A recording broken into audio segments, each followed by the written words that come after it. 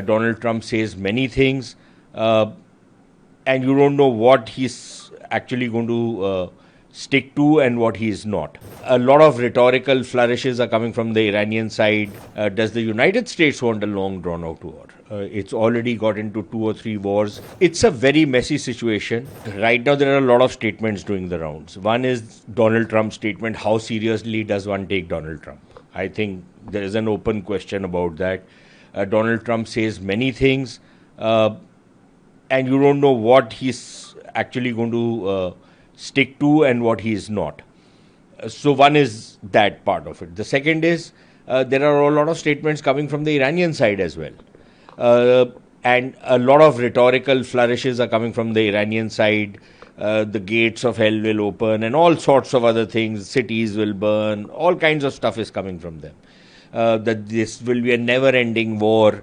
Do the Iranians actually want a never-ending war with some country like the United States?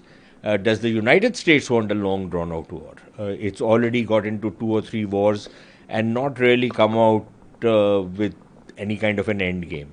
So it's a very messy situation.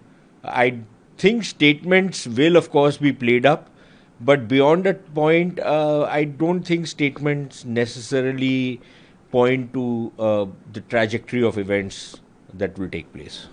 Sir, one question to this: the United Nations General Secretary Antonio Guterres gave a very strong statement, says America has broken up the law and also escalations were not called at the world level. How would you look at the UN statement? I don't know if anybody even takes the UN Secretary General seriously anymore. What is his worth to anybody anyways? He just keeps talking endlessly.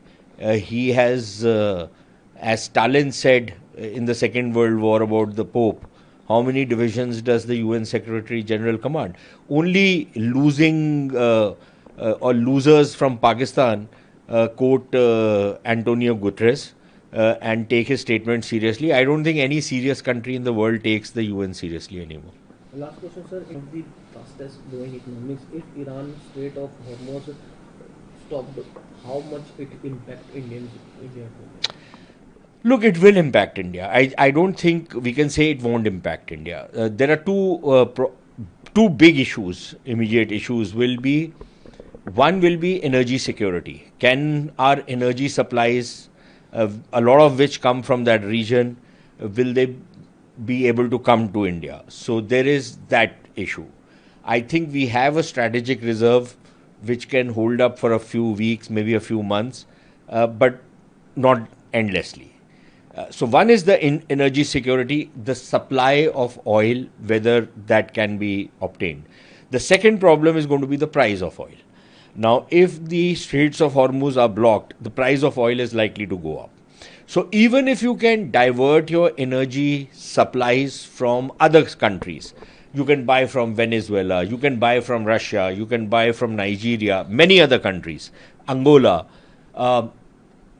Even if you can divert your supplies from, say, Saudi Arabia or Iraq, which are one of our main suppliers, the question is the price of oil. If it goes up, then that has an impact on our economy. That has an impact on the global economy. So yes, that will have. And then if the war spreads, then we have another problem. We've already seen Operation Sindhu, in which we got our students and other people who were living in Iran out. But supposing the war spreads, we have far more people living in places like UAE, Saudi Arabia, many of the other Arab countries. And if the war spreads, then it is virtually impossible to pull people out and bring them to safety. So there is the question of the diaspora. And then the fourth thing is about our trade flows. We do a lot of trade, for example, with UAE, with Saudi Arabia, with many of the other countries. If the sea routes become unnavigable because of the war, then our trade flows start getting affected. Already we've seen some impact because of the Red Sea, the problems in the Red Sea. So it's not just the Straits of Hormuz. We've also seen Iran's allies in Yemen, the Houthis, say that they are now going to block the Bab al Mandab, which means that the access to the Suez Canal gets blocked, and that becomes a big problem because that means that two of very important sea routes get closed. Uh, we can find some alternatives, but that will be expensive, it will be far more time consuming. And all of that has an economic impact. So clearly, it will have an impact.